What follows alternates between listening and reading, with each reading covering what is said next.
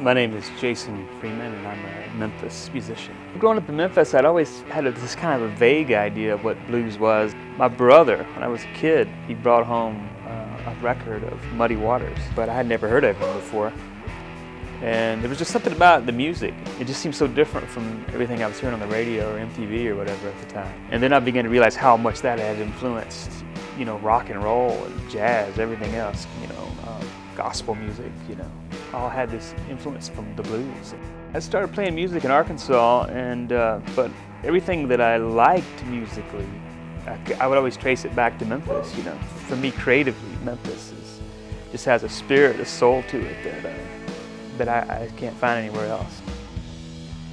Just about everything we listen to today, at some point, you can trace it back to some studio.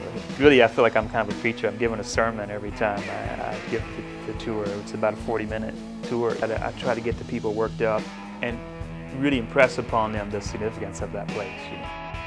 I also play on some sessions at Sun. You know, they record. It's all, you know, it's a functioning recording studio. So at night, when the tours are over, they have bands come in and record. So occasionally they'll need somebody might need a guitar player or something. Also play as a session musician every once in a while. Well, Hex Hell was, for the most part, a collection of songs that I've been writing for probably over almost 15 years more. Craig Brewer has always been a fan of my music, and so he's always been encouraging me to make a record, you know, for over 10 years now.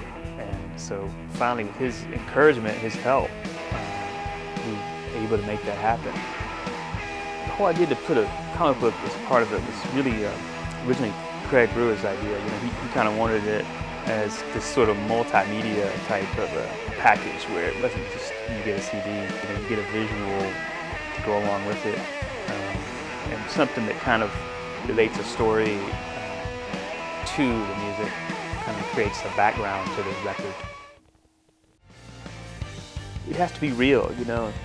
You can't really fake music. You have to be yourself. And I think that's the most important part of it, is not trying to sound like someone else. You know, you can be influenced by other people, but ultimately it's what comes out of you and what you do with that individually that not only is kind of self-gratifying, but also I think that's when other people relate to what you're playing. There's a big sense that, you know, there's a piece of you in what you're playing.